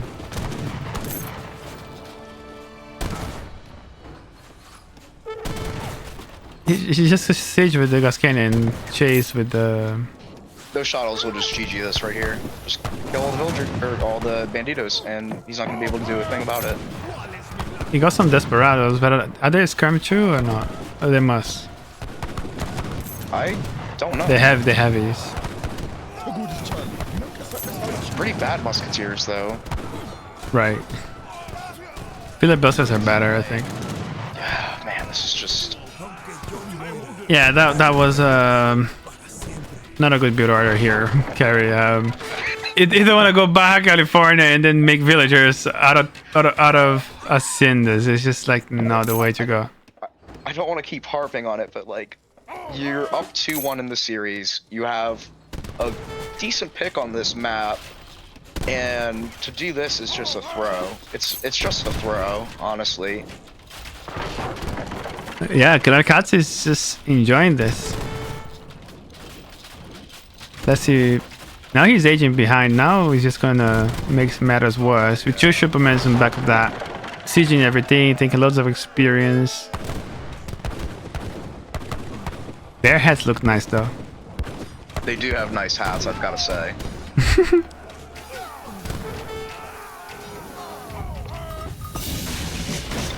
Oh my god. He drops a trollolololol in chat after this, because that's exactly what this is. Trollolololo. This Lolololo. Let's see, once this goes out. Nope, didn't even send Soldier of Fortune. What are you doing, my guy? What are you doing? Or Barbacoa, like, you got it. Those 2 cards are essential to sustain your push here. And, yeah, it's just, He's actually taking the trading post so he doesn't do any Phoenix stuff against him. So he's covering his bases as Ethiopia. oh, those shadows will just clean this alone. Pretty much. Doesn't even matter what he does. Oh, the Gascania got upgraded for Elite Gascania. Cats can just close his eyes here and just kind of like do whatever he wants.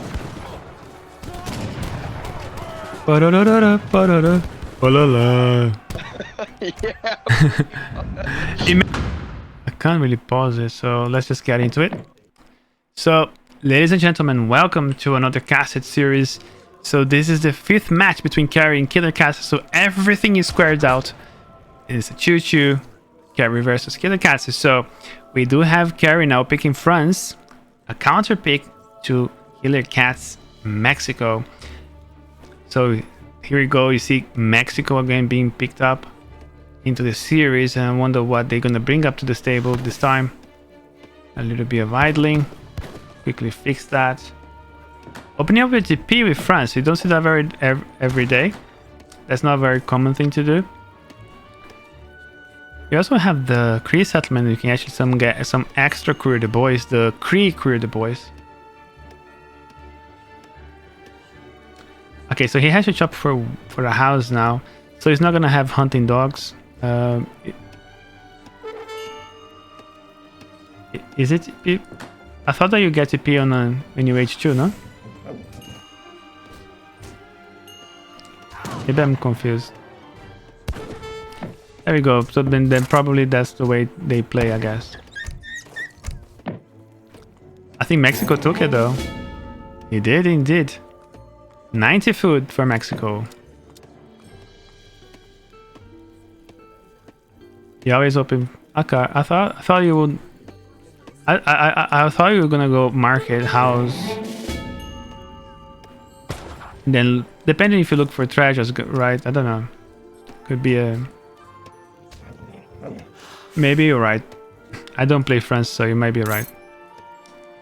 I played France before, but not that much, so I might be confusing with Germany.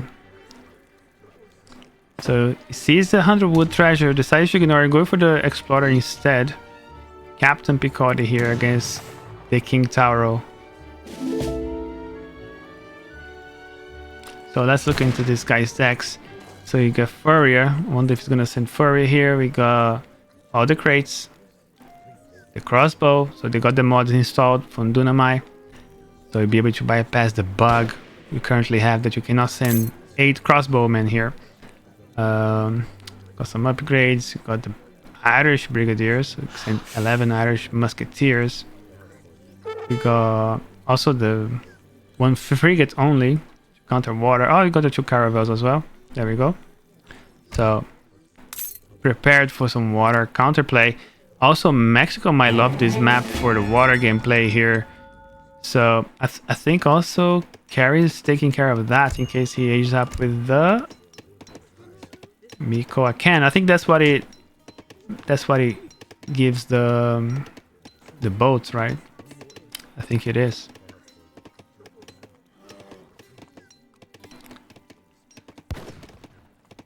So that's 75 wood treasure here.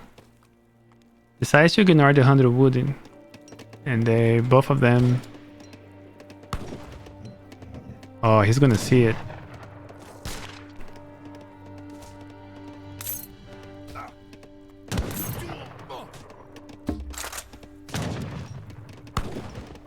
Yeah, Mompa's gone. He had to go.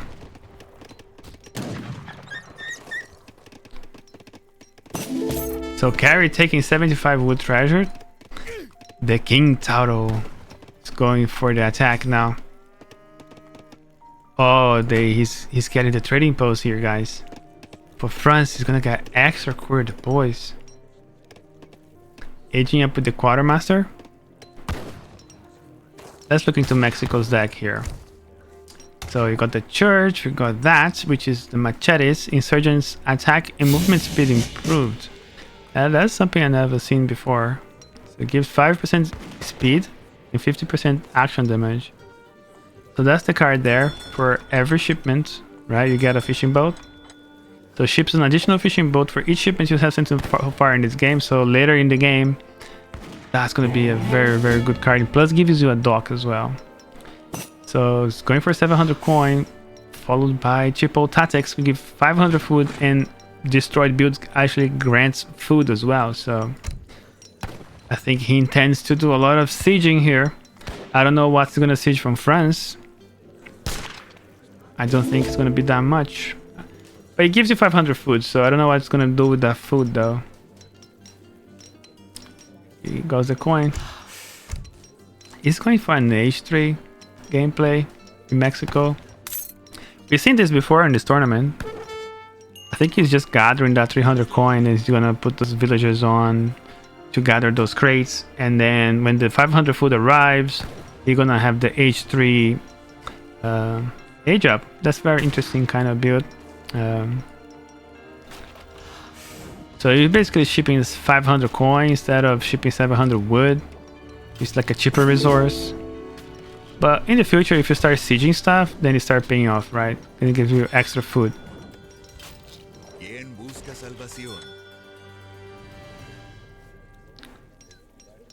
Yeah, he does have insurgent upgrades, but he's gonna go for an FF here.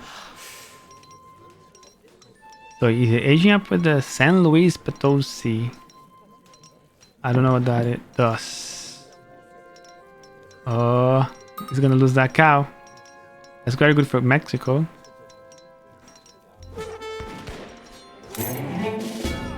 Now he's gonna face here the Carey's Musketeers on the way. He might lose it, Padre.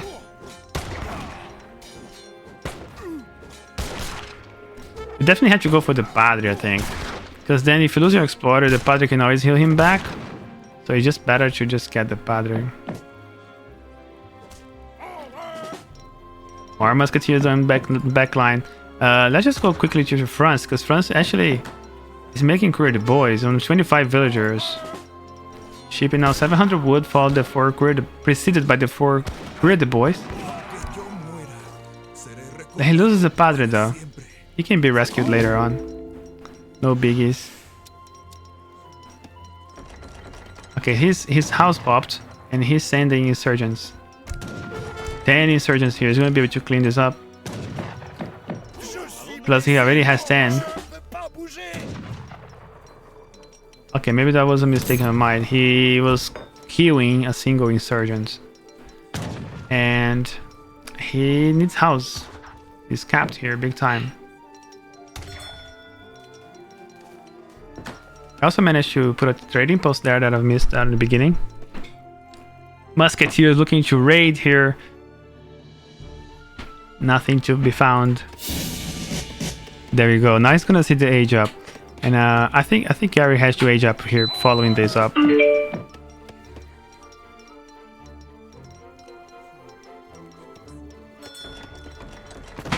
So I think he got loads of crates here. Yeah, agora não. Mas você vai fazer muito barulho. Sabe eu vou abaixo que eu te chamo. You wanna Yeah, what's that, buddy? I really wanna get a game on E50. Second gen. Alright, give me some time. I'll get you later. Alright, there's a lot of musketeers here. He's gonna lose all these insurgents.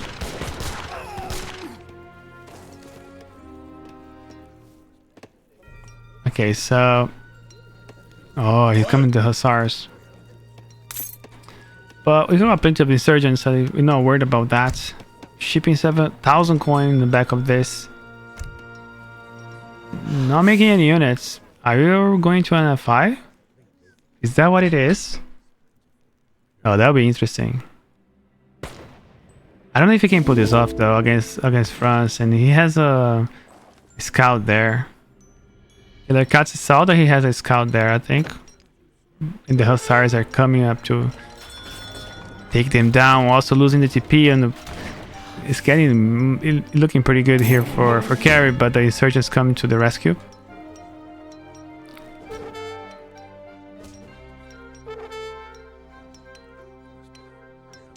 He needs to split those insurgents, and he should be fine.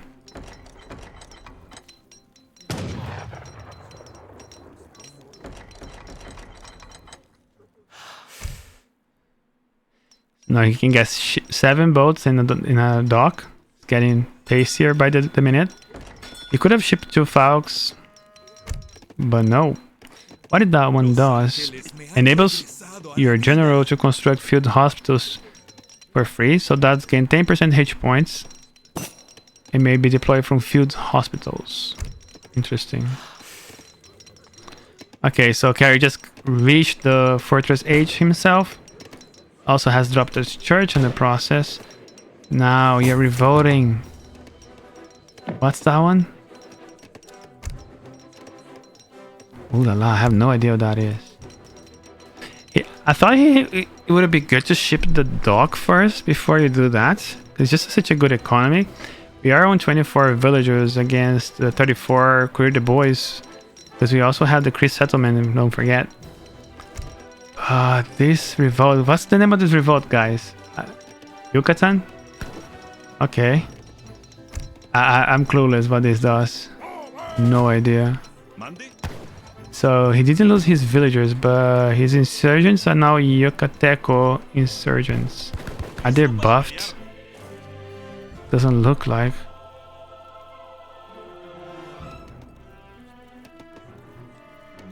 So what's the difference between these? Oh, they have range. I see, they got a lasso. Oh, that's interesting.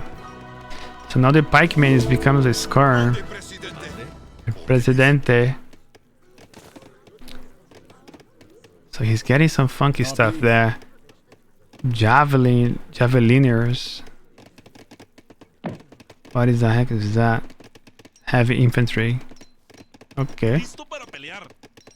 Listo para pelear.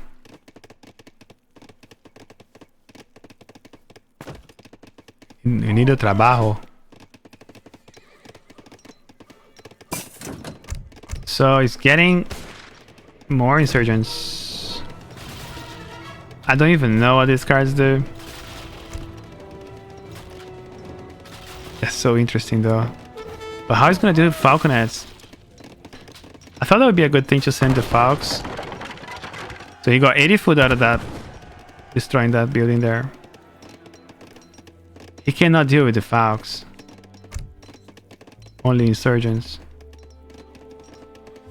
Maybe he should have shipped the Falcons as well before he done that. But you lose a lot of tempo in... She shipped the Mayan supporters already. They also snare? So they also snare. Interesting. Now he's getting reservistas. All insurgents in muskets improves their train speed. Oh, he keeps the insurgents with muskets. So now they're gonna become musketeers somehow. Interesting. A lot of villagers over here. We get cavalry combat. We already sent. Oh, you should have 3 couriers to be sent. Okay, as soon as the shipment arrives. Oh gosh. That's gonna be good. There's 5 vills over here.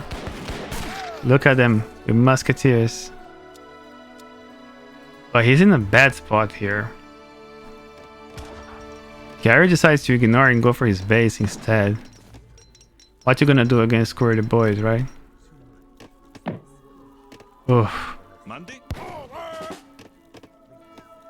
I think all Killerkatze can do is distract him. He can't really face this army. He might have to give up a lot of infrastructure now. He's making more insurgents. There we go. He's going for his base. He's forcing Carey back. I think going back is a bad decision. But this guy must have a lot of siege, you know? They have 26 siege, so they can deal with this cav very easily. Good picks up here for Killerkatze. Managed to take 3. Oh gosh. He's gonna trade base. I think that's the right thing to do, I suppose.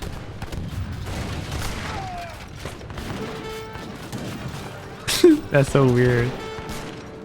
Oh, I got a lot of idols.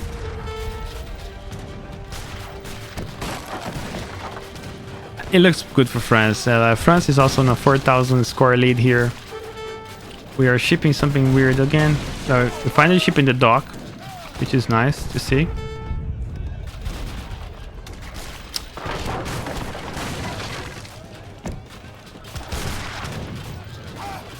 He's taking his barracks as well. And they're gonna trade bases, but then I don't know how he's gonna be able to deal with the Falks though. We have another town center here, so he still has a shipment point. There's a lot of villagers going down. That's a turn of events. Suddenly this is looking pretty good for Carey, because now taking all these villagers, and suddenly we have a lot of boats in the sea or on this lake. 8 of them. I don't think he can still deal with that cav. We should have some cuirassiers in the field. These guys have 5.5 movement speed, guys.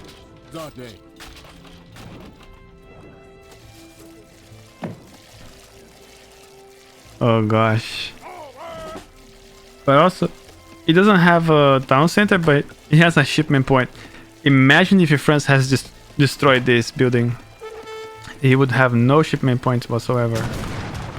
Oh, a massive destruction of units over here. But he can't catch up with them. They're just 5.5 speed. There's nothing they can do.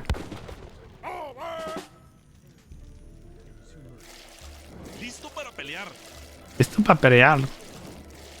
Gonna take his explorer here.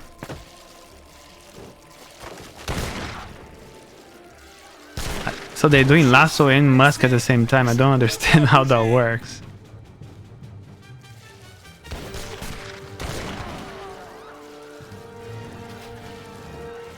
He still can't deal with the cav. And his villages are exposed here, so... On 23 villagers. Wait. Is it France with a single villager?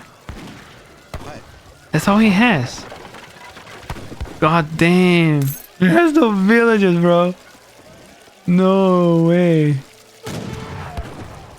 The shipping the frigate, that's gonna destroy the water.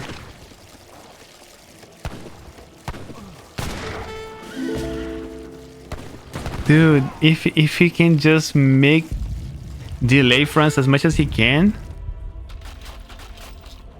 he actually can win this. No way. He's just a lot of cav. And he can't deal with the Falks at the moment. But France is lost, he doesn't know what to do. And he cannot produce anything anymore. TP goes down, he's getting more and more food every time he kills on any building here. He's just getting a lot of food. Now that card is actually paying off now. Oh, he's gonna lose all his water. Lose his shipment point. He has 2 shipments. He should have sent them, but now he's in trouble. He's actually for who? I don't know who's winning anymore. He's gonna lose his own center now. Don't forget, he has single villager. He lose that villager. He can lose that TP in town center. He cannot make anything anymore. There's a lot of wood on the floor. Lose the explorer, so he can't rebuild the town center. These units are pretty fast. I think Killerkatze takes this now. Even though he can't deal with the Falcons. But he's losing water, which is pretty good for him. I don't know.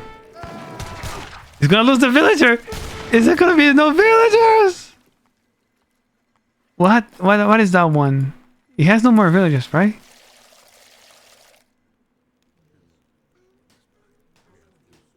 Oh, he has a guy there. Okay.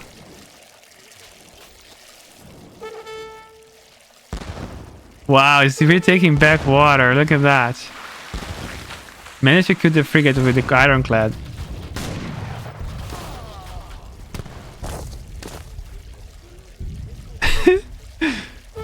God damn.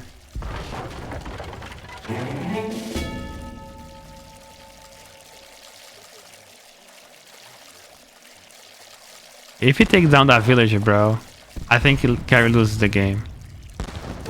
I don't think he can come back from this anymore. He's not gonna be able to do anything anymore. All he has is the military. If he loses the military, he loses the game. He can't get close to the ironclad. This thing has 2000 HP. He can always put now units inside of that. And Carey resigns because he knows he cannot make more anything. Wow, wow, wow.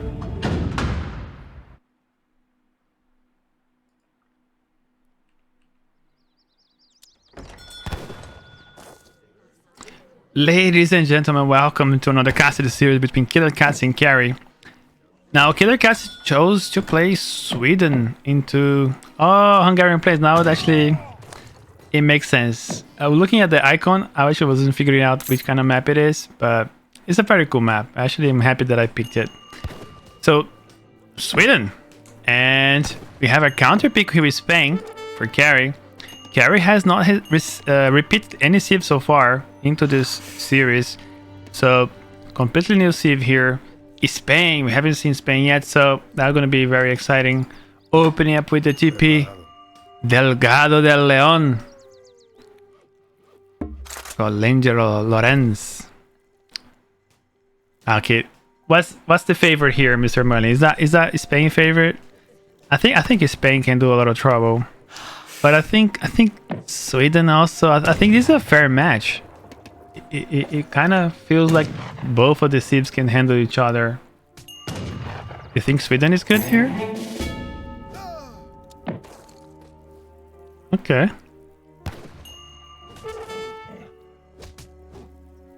See? Yeah, let's see. Look at his deck here. So very standard deck. I think this is some sort of all-around deck because he had that boat there, the frigate. Doesn't have maybe like a one deck fits all. He could have had here like 4 lancers instead. That would have been way better. But it's not a biggie. He can deal without that. He also have the Highlander card. Very interesting. And for Sweden, he goes back to 15 elk into the deck. People using that card quite often, I think. You got also the Vase of Allies, you got also Irish Brigadiers, the upgrades, and also the trees into the torps. But he doesn't have the copper mines, prospector wagons, so once you get your coin mines depleted, you kind of need that. I like that he actually has light gunning carriages. They're not as strong as they used to be, but it's still very good. It's a very good card to have, especially if you play a little bit of H2 and you do some sort of Carolians, ladders, and you transition into light carriages. It's really, really good. Because they don't die to a single shot to coverings no more, so it's very, very powerful unit to have in H3. Ich Majestät. 40 coin for the XP. Carey going for 85 coin. With the help of Laredo, the dog companion. Aging up with the governor. Oops. Now everybody on wood. Getting that mark up. I like this. This is a standard build order. I think he's trying to go for another house. I normally like to buy my house. Maybe I would chop 50 wood for the hunting dogs, but then I would just buy the house. But maybe a bit too early to buy anything, I guess. I wouldn't even chop for a house. I don't think I normally do that. So guy hunting dogs and that'll be it. He's probably chopping here for another house. He doesn't want to get overpopped here. At some point that might happen. So now getting hunting dogs for Sweden. We are on 11 people on wood. That's a fair transition. You're already having a lot of wood here. I think that was like 4 or 5 wood trees onto this store. It's getting 0.7 coin, 0.2 wood. That's almost like half a village on wood. Just this store. Very impressive.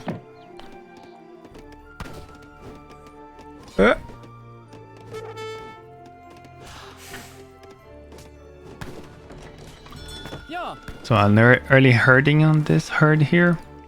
Into this hunt. A semi-defensive base for Sweden. We do expect some strong push for Carey. There's a very expected 2-falk push from the Spanish, and it's expected. Here comes the Dominion, followed by 700 wood. You're getting the dogs too early. So that's gonna slow his age up. So he's going for 700 wood. I think he sent 5 vills. So that's why he was going for the house, because he's doing 5 vills, 700 wood, 700 coin.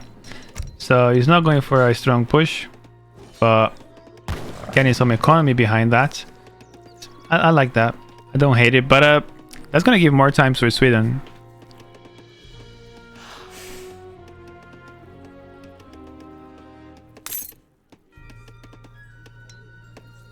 I wonder what he's gonna do with that wood. He's gonna do some forward barracks, or I don't know. He's just very slow.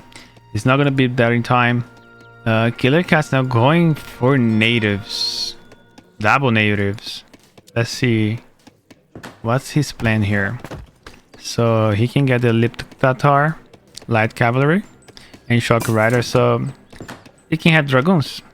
Dragoons good. Also grant resources, present and past, ship more units. Units and resources have already received age ups are granted again. Increase the Hendry cavalry. So basically is a 10% armor, melee and range. Oh no, for the different tags of cav, you got 10% range of the armor. Good tags here for the House of Hasberg and the House of Javelin. You get similar things. The tags are the same.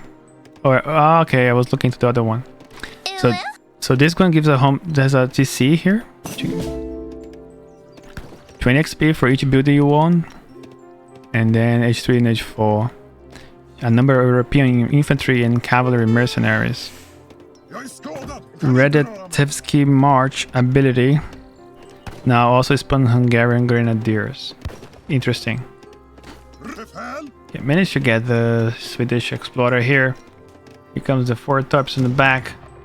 Got some pike for going to that TP there. That's pretty good. But let's not forget Carey is doing some different build. We are 7 minutes 40 on the student H2. So I think Sweden is doing pretty okay. 160 pop. We're gonna age up. We haven't done a single musk yet.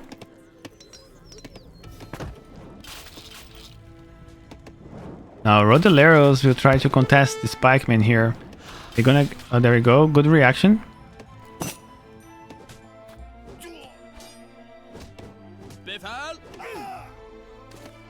This guy's quite good speed, 6 speed, so...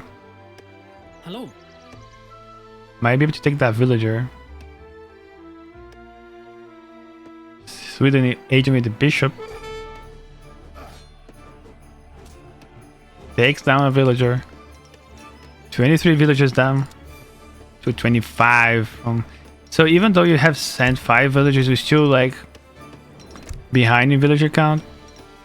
Maybe not behind, but two villagers instead of having 5 more. It's probably because he was aging up and he couldn't make villagers. I don't know if he idled or not. Now sending blueberries on the back of that.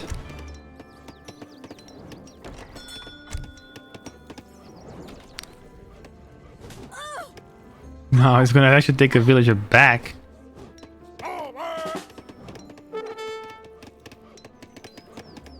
Lancers will be able to clean up these spikes very quickly. Might lose a Lancer in the process, which is horrible. You should have moved that cav way before. The thing is, Sweden is established in the game. He should have been a maximum pop at this point. He's like probably overwhelmed a little bit of the APM, but doing pretty good for himself. Now popping up Carolians like no tomorrow. You're gonna have the resources. Now look at this. Like a machine gun of resources. But he has no shipment. Got some crossbows, age up, scarms, rods, dogs, and the 5 lancers. But we got more 9 rodeleros unupgraded coming in. The 2 fox are in the prow as well. Getting it fired by the outpost there for free.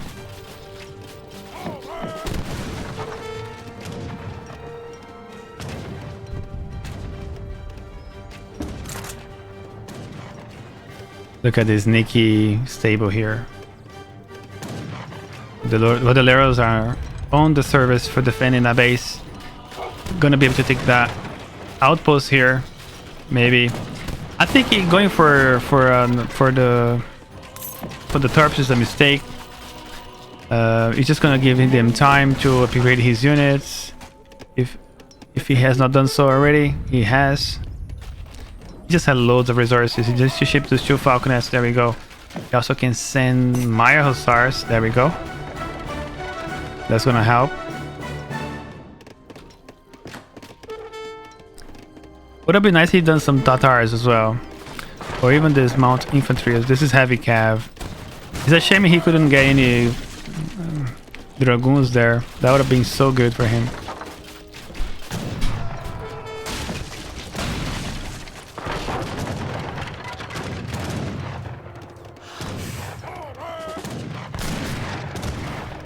I don't know. I don't think he'd dive in like this without the Falcons nearby.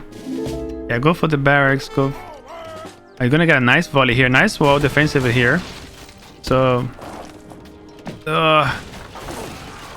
taking 3 units here. Forcing Carey to back out. Let's see how many Carolians you have. 30 Carolians, 2 Falconets. Trying to get some sneaking Hussars here, but right on time. He also had a Maya Hussar somewhere. Gosoyumin is taking the stable in the back. Loses a Falconet. The Falconet trade. Wow, now Sweden with a Falconet advantage.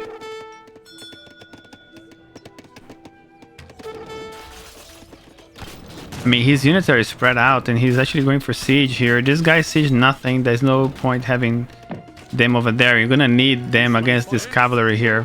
I think Sweden just needs to keep on doing more falconets at this point. He has a lot of wood for some reason. That's the point where you should be actually making putting villages on coin once you age 3. He's just walking, losing everything. He's gonna lose the Falconet as well. Be a mismarker for Killerkatze here. The Skirm is doing a lot of damage in the back. Maybe you should put these guys into defensive mode. There we go, to soak up the damage. More skirmishes in the back. A good cleanup here for Carey, not gonna lie. The dog's doing major work. Carolian's getting melted here. So many skirms in the back line.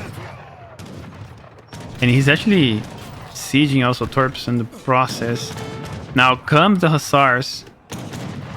Okay, the tides are turning back.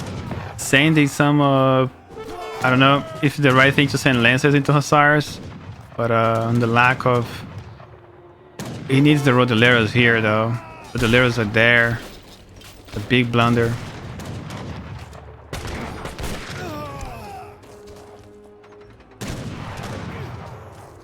The ship's 1,000 wood. Oh, I can't believe this, bro. Had he had the Rodoleros here, he would have taken this military. I don't think us Spain can afford losing this these skirmishers, to be honest.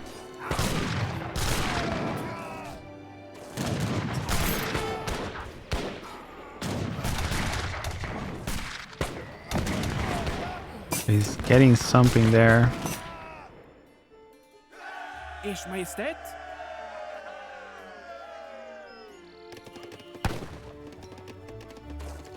Imagine he had his 9 Rodoleros into this fight. He wouldn't lose all these skirms. Well, he got 4 Torps, but Sweden is already rebuilding here. Now you're getting some Tatars from Sweden. To be able to help with these musks. These Hussars. No, I'm trying to... There we go. More Carolians. We are 33 Carolians right now. I think we just upgraded Hussars. That's the Maya Hussar right there. So what is this? Veteran Huss. So you must have dropped a second town center, by the way. Did he age up with town center? That's cool. 39 villages for Sweden. Not shabby. Same amount of villages for like Spain has. But Spain is always scattered around the map. I think maybe this is a good card to be sending. He doesn't have resources, he needs the resources, but I think it's when he loses the mass of skirmishers, that was too costly. It makes you really rethink that you're doing the right thing and making skirms, which was the right thing, but he needs like the Rodoleros near the skirmishers. Now this is going to be the last engagement. I think now the Carola is just way too buffed at this point. We just have strong musketeers that can deal with this massive lancers, not a problem. Plus the Hussars, plus the Tatars. Sending the villagers to help. Minutemen as well. And I think that's going to be game here, guys. I mean, it was a bit too slow, the build order. I would like to have the early pressure and then transition to something different, into some economy later. But the way he did was a bit too slow. And not having those Rodoleros to protect his skirmisher mass is... Sweden economy, Spanish economy is not great. And it's really hard to remass as Spain if you don't have multiple town centers and you're booming from the beginning.